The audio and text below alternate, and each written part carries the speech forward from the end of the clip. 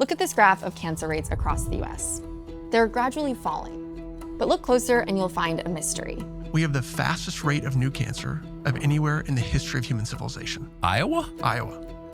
I and all but one of my brothers had prostate cancer, and my sister had a radical form of breast cancer. In Iowa, cancer is on the rise. And like any mystery, there is a list of suspects and theories about why. People are dying from cancer due to alcohol. But Iowa isn't the only state with binge drinking. Cancer caused by smoking has reached an all-time high. Iowa isn't the only state that has smoking. So what's really causing Iowa's cancer crisis? I spent the last few months trying to answer this question. We don't want to know the answer to the question because it would indict our system. Some are taking a lot of money from the industry. They're getting paid a lot of money to keep their mouths shut and not talk about it. It's a conspiracy that connects to some of the biggest corporations in America. Koch Enterprises, Monsanto, now Bayer. We went to Iowa as this crisis is reaching a boiling point. And what happens in the next few months will determine whether it continues or if there's a way out of it. All right, let her rip.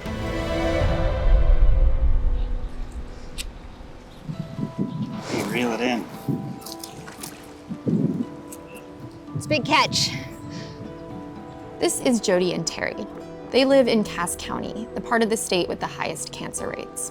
They founded the Nishnabotna Water Defenders after a massive fertilizer spill in their local river. 15 miles from here, 265,000 gallons of nitrogen fertilizer spilled into the river and ended up killing 50 miles of the river, 800,000 fish. That case was sitting on the Attorney General of Iowa's desk for 1 year with no response. It was kind of swept under the rug. So Jodi and Terry took matters into their own hands and started testing the water themselves. So I'll set your timer whenever you're ready. Okay, ready? Go. 1,000, start. They're looking for nitrates, a chemical that comes from fertilizer and manure and is increasingly being linked to Iowa's rising cancer rates. In a healthy river, the nitrate levels should be around 1 part per million. But we were seeing levels way higher than that. Okay, I would say that's 10. 10. Should probably might be darker than 10. And that's because what's going on with Iowa's water is a lot bigger than just a fertilizer spill. Smell the shit? I do. Yeah, everywhere. You know what that is? Yeah.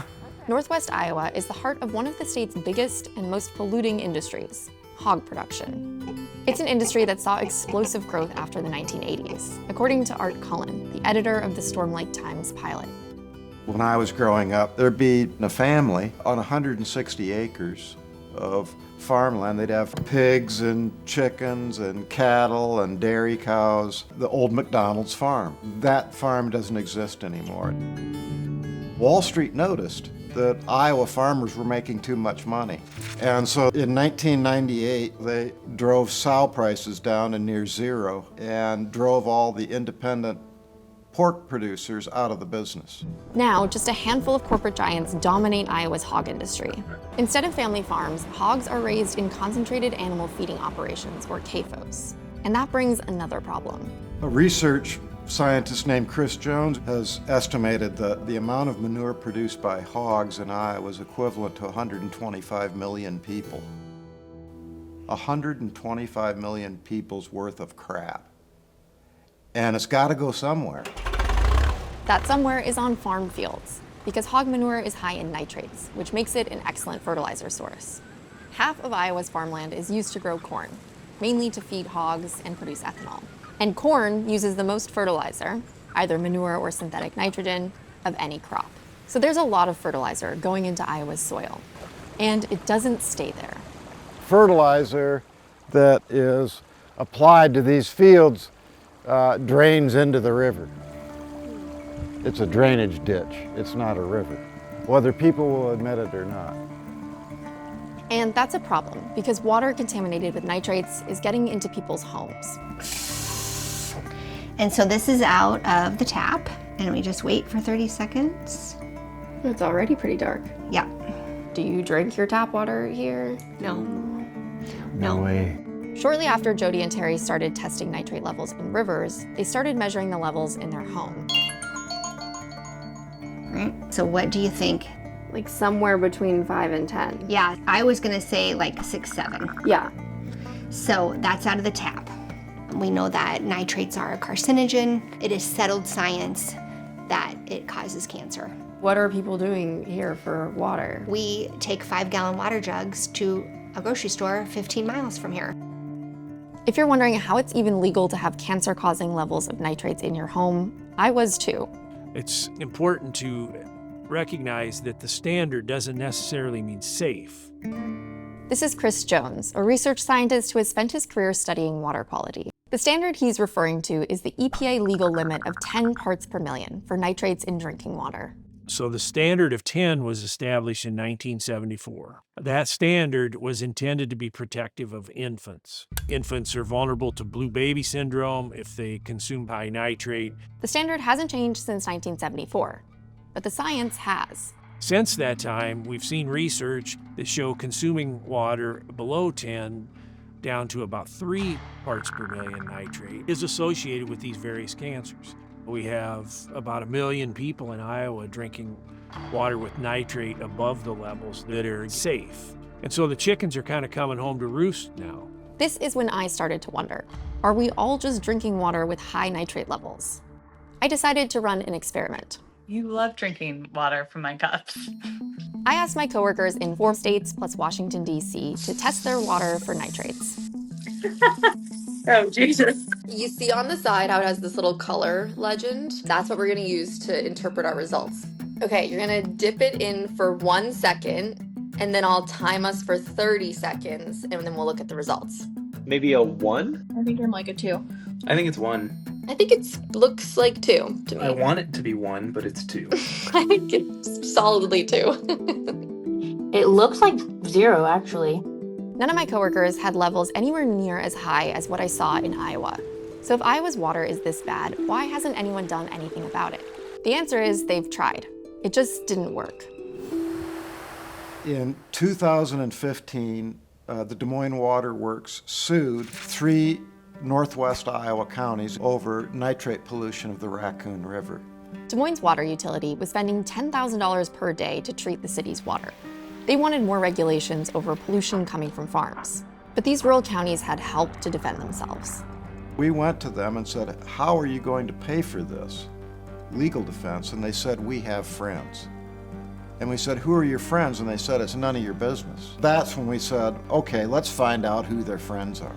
And their friends are the Agribusiness Association of Iowa, the Farm Bureau, Koch Enterprises, Monsanto, now Bayer, and various other businesses associated with the seed, chemical, and fertilizer industries. These groups spent roughly $1 million helping the counties fight this lawsuit and prevent regulations. And so that's what kind of influence money buys. What is the Iowa legislature doing right now to address the water quality issues in Iowa? Nothing meaningful from Democrats or Republicans. I'm a registered Republican. I see nothing. Nothing. Matt Borman is a corn and soy farmer just north of Des Moines. If agriculture is a huge part of Iowa's cancer crisis, I wanted to know what could be done on farms to make it better. The way things work in Iowa, it's voluntary conservation. That's in large part thanks to the Farm Bureau, a group that spent $1.8 million on lobbying against regulations over the past decade. The Farm Bureau was the architect behind the state's voluntary nitrate reduction strategy, which encourages farmers to use less fertilizer, but has no real consequences if they don't. I was in the Iowa Farm Bureau. No regrets about being a part of it. But what happened to me is that let's put Matt Borman in a YouTube video and we'll show what he's doing on the farm. Some farmers, like Matt, are planting cover crops and grass in their fields to absorb nitrates and slow runoff. Well, meanwhile, there's nobody else in the area doing this. So I guess I was starting to feel used. Increasingly, evidence is showing that relying on a voluntary approach isn't doing enough to improve Iowa's water quality. But the Farm Bureau doesn't want people pointing that out.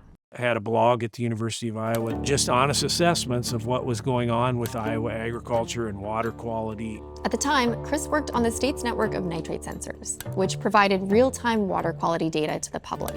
People in the legislature were complaining about me to my bosses, and there were some implicit threats about funding and other things. In 2023, Republican lawmakers quietly cut $500,000 from the program that funded these sensors, effectively shutting them down. That blew my mind.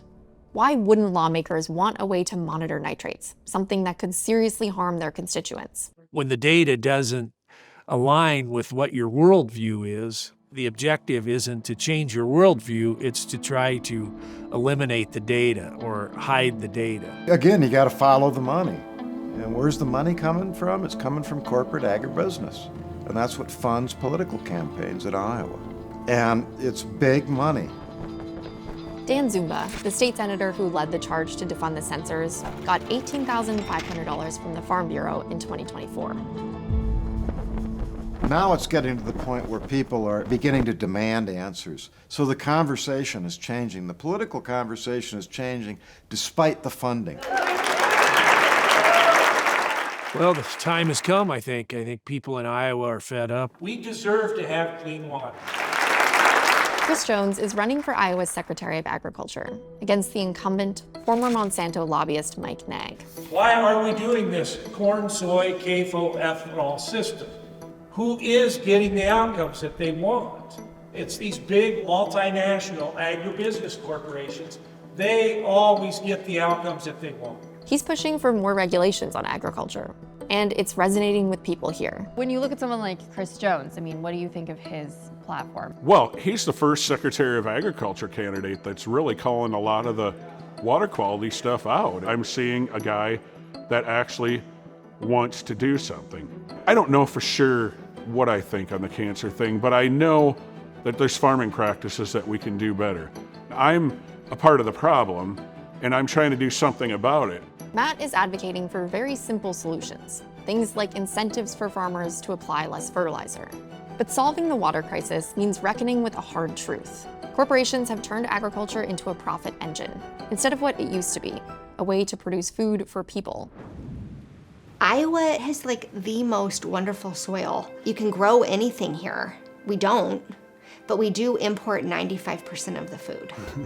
Wow. Isn't that shocking? Yes, it is shocking. So even though Iowa is like the farm capital of the U.S., Right. you're importing food from other places to 95%. We need a greater assemblage of crops. We need crops like oats.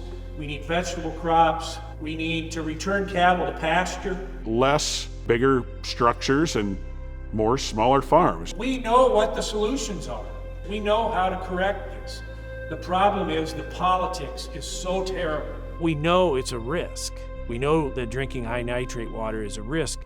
And so if we can reduce that risk through policy, we should do that. It does not have to be this way. There's always a choice. There's always an option to choose the healthier path. But a lot of times that's not financially productive for just a few people. And that's all this system is getting us. It's getting an extrapolation of wealth in one direction and everyone else having to suffer the consequences for it. The corporations that built this system have spent decades making sure no one in power would threaten it.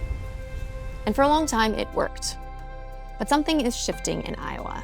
Farmers, environmentalists, and scientists are looking at the water quality and the cancer rates and arriving at the same conclusion. Something has to change. There's no doubt that Big Ag will fight hard against any changes to this system. But for the first time in a long time, it doesn't feel inevitable that they'll win.